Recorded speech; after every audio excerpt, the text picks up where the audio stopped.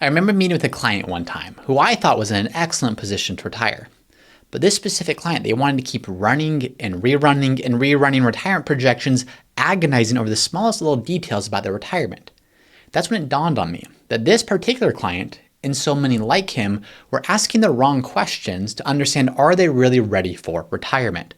So in today's video, I'm going to walk through 5 questions. And if you answer yes to any of these questions, it may be a sign that it's time for you to retire now. This first question that I asked my client, and you can ask yourself, is do you feel that time is passing you by? So going back to my client, he couldn't get beyond the fact that if he was to retire now, he'd be saying no to next year's bonus. He'd be saying no to next year's new vesting of stock options that he had. And it was very difficult for him to get past that. The projections clearly showed how much that extra bonus, how much that extra stock added to his portfolio at the end of the day. But I had to remind him. So the financial projections that we're looking at, by nature, these are only focused on the financials. So as obvious as that sounds, of course, the longer you work, the better off this is going to be. But at what point is that too much?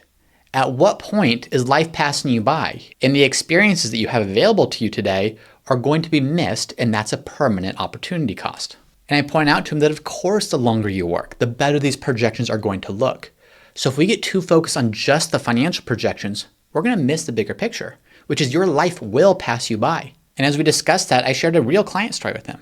I shared how I was working with a client, and this client could not wait to retire, but they kept pushing it back, and they finally retired at the age of 65. Within 12 months, she had passed away. She had waited all her life. She had deferred retirement till this time, and when she finally was there, she didn't actually get to enjoy it. So what we have to realize is that time is the only non-renewable currency. We can always work more. We can always make more money. Maybe increasingly more difficult, but it's always something we can do. We can never get this time back. But I think a general principle is the older we get, the less valuable money becomes, and the more valuable time becomes. So we have to strike that right balance. Of course, you can't retire too early, and then you don't have the financial resources to support the time you want to spend in retirement. But if all we do is keep working, there's going to be an opportunity cost to that. And the opportunity cost is the one thing we can never get back, which is time. So ask yourself, do you feel as if time is passing you by? And if the answer is yes, it might be time for you to retire. The second question to ask yourself is this: is your health suffering? The thing about retirement and those years before retirement is this is typically coming on the tail end of 30, 40 plus years of working, of paying off a mortgage, of raising a family, of increasing responsibilities at work. And by the time that we get there, it's not uncommon for our health to be suffering pretty significantly. This is why you see all kinds of studies showing the increase in things like depression, anxiety, heart disease, stroke, all things happening earlier and earlier in retirement because we're getting less and less healthy as a country.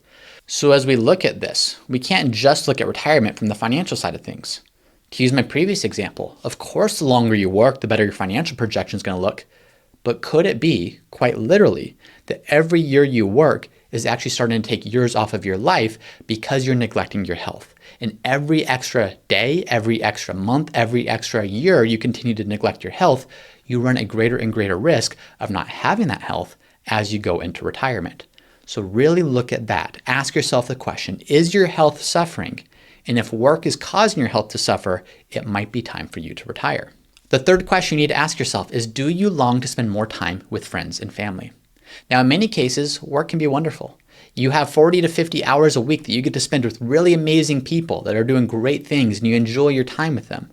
But when you spend 40 to 50 hours there, then add a few hours in for a commute, add a few hours in for chores, add a few hours in for running errands, taking care of tasks around the house. How much time is really left for friends and for family? Now, the quality of our lives is largely going to be determined by the quality of our relationships. And work relationships are wonderful. And hopefully there are a lot of friends that you have at work. But if that's not the case, are you saying no to the relationships that really matter by continuing to work? One of the greatest benefits of retirement is having your time back, having that blank slate where you get to intentionally say, here's who I'm going to spend time with or not spend time with. But as you ask yourself the question, when you look at your friends, when you look at your family, ask how much longer, how many more times are you going to get to spend time with these specific people in your life? The older we get, the lower that number is going to be. So how can we recognize that, and how can we prioritize relationships with the people that matter most in our life? The fourth question that you need to ask yourself is, are you looking at your health span and not just your lifespan? What I mean by that is so often people think about retiring, and let's assume they want to retire at the age of 65. They might think they have 30 years left to live because they've got longevity in their family. And let's assume we could guarantee that to be the case. So even if you retired at 65 and I could guarantee you had 30 years, that doesn't mean all 30 of those years are going to be created equal. The first years are going to be your healthiest. You're going to have the most energy. You're going to be the most vibrant. You're going to have the most opportunity to do things in those years. Far more so than you will in your 70s, your 80s, or your 90s. So when you look at a 30-year retirement, understand the first 4 or 5 might be the best. And there's going to be a sliding and maybe decreasing scale over time. Hopefully, going back to point 2, if we prioritize our health, we're extending the health span that we have in retirement. But if we're not, we might have a very narrow window, even if we have a long lifespan. But to reinforce this point, I want you to imagine for a second all the things that you want to do in retirement. Playing with grandchildren, traveling, playing pickleball, yard work, things that you want to do for fun, for adventure, whatever those things might be, imagine them.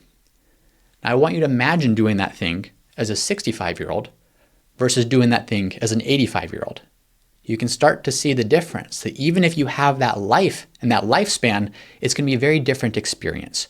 So how do we make sure that we get back the best years of our life, which are often going to be the younger years, by not continuing to push retirement back longer than it needs to be? Then finally, the final question that you need to ask yourself is, are you financially ready? Now, this should go without saying. You cannot retire, you should not retire if you don't have the financial means of being able to support your desired retirement lifestyle. But as obvious as that sounds, too many people, like the client I was mentioning, in some way get addicted to seeing their financial projections grow, to seeing their financial outcome improve. You work all these years, you work 40 years, and then you see the impact of working 1 more year or 2 more years adds tremendously to the long-term value of your financial projections at the end of your lifetime. It's hard not to get addicted to that. It's hard not to say, you know what, just 6 more months or 12 more months or 1 more bonus payment or 1 more, you fill in the blank. But the thing about 1 more year is it never actually gets here. 1 more year is always going to be the temptation. 1 more year is always going to be the thing that's pulling at you because it's 1 more bonus. It's Social Security increasing 1 more time. It's another year of maxing out your 401k. It's another year of putting money aside in savings or paying down a mortgage. 1 more year is always going to be beneficial from a financial standpoint. But 1 more year is always going to have an opportunity cost. And an opportunity cost is doing the things that you might never be able to do again with the same level of energy or health or vitality. So how do you strike that balance? Good financial planning should be just that.